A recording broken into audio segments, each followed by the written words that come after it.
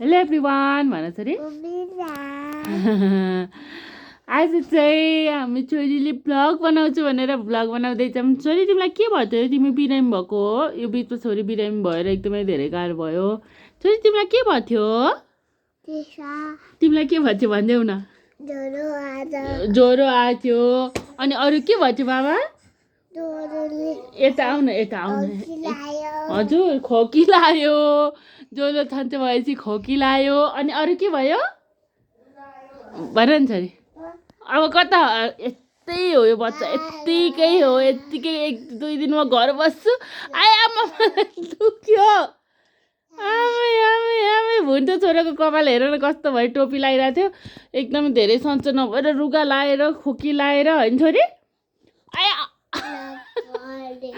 Baby लकड़ी के ताती टाटिए घोड़ा हो, घोड़े के पे मारा हथौडा हो। यस्तै हो।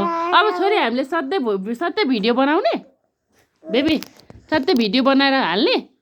यता हेर न, यता हेर न, खोइ कपाल के भएको यस्तो यो। यता हेर न, यता हेर न, सधैँ भिडियो बनाउने। ल हेर न, यता हेर न बाबा, भिडियोमा हेर न। सधैँ भिडियो बनाउने बनाउने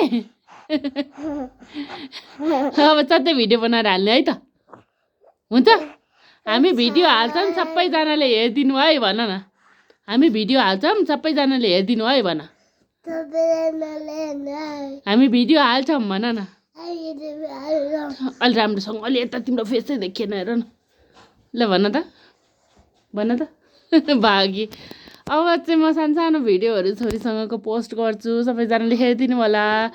अनि यो बिचमा अलिकति त्यस्तै भयो, धेरै लामो ग्याप भयो।